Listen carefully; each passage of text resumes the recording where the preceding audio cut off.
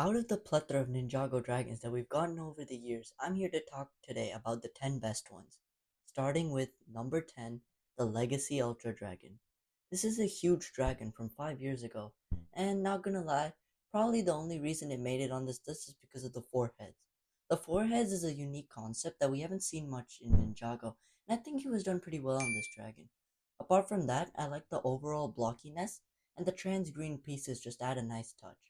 There are definitely some weird angles on this dragon where you can see some odd colors and technique, but the wing play feature makes up for it.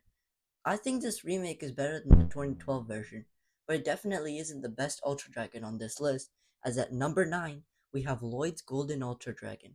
I think this dragon is like the Legacy Ultra Dragon, but much better, as there are very few odd angles on this dragon, not to mention the entire color scheme is golden, giving this guy a really distinct look.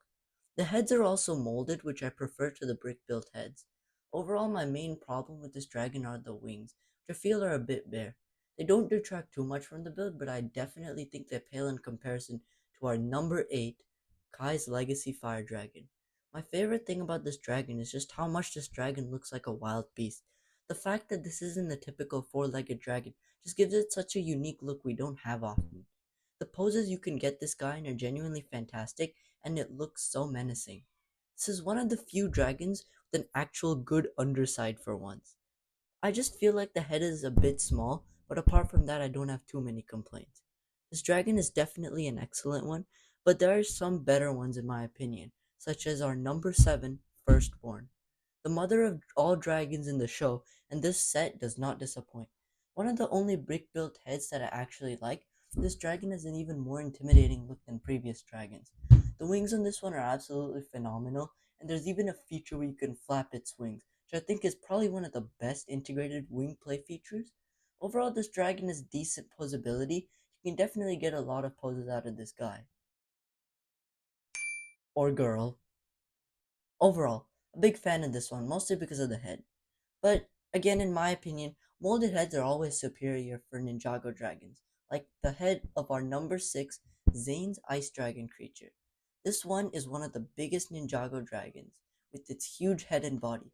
The body actually has 6 legs, which is definitely different, and I think it kinda works for this one.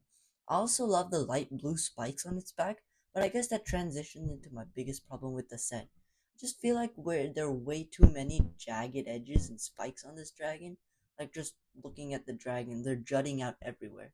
I get that's because it is an ice dragon, but I feel like if it was smoothened out just a bit more, this one would have been much higher. Like, especially in the back and legs area, it feels like they had a complete dragon and then just added some random blue pieces for texture. But speaking of smooth dragons, we have Eagle the Master Dragon.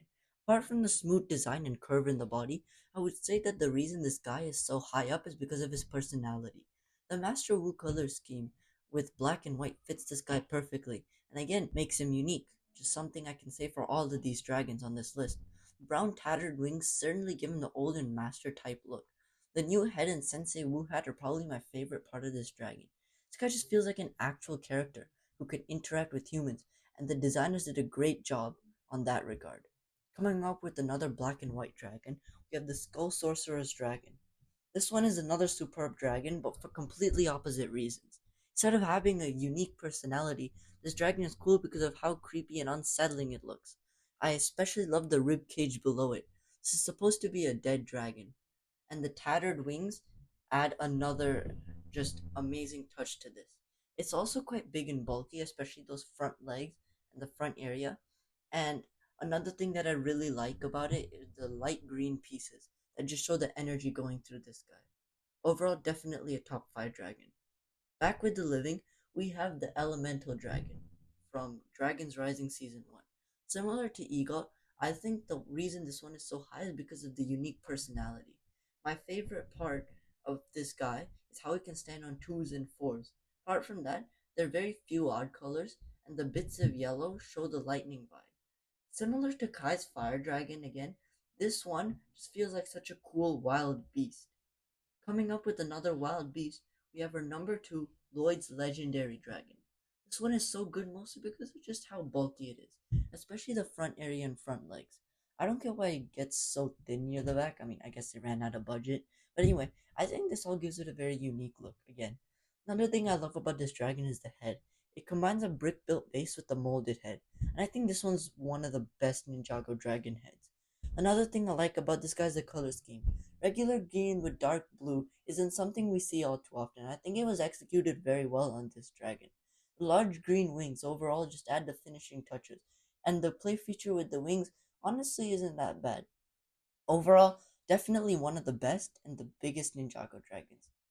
However, it isn't the best or biggest Ninjago dragon, as that would be the Source Dragon of Motion. This over 1500 piece behemoth is, in my opinion, the best Ninjago dragon by far.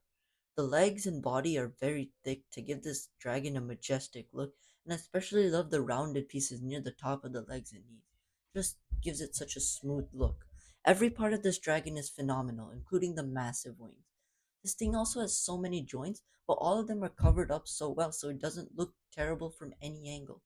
Its posability is also pretty amazing, and the gold armor just finishes an amazing dragon off for me. Overall, a superb dragon, definitely number one. So those are my top 10 Ninjago dragons. Keep in mind that this is just my opinion and you're welcome to disagree. In fact, let me know what are your top 10 Ninjago dragons down in the comments below. Apart from that, check out my other video where I rank all of the Ninjago dragons and make sure to like and subscribe.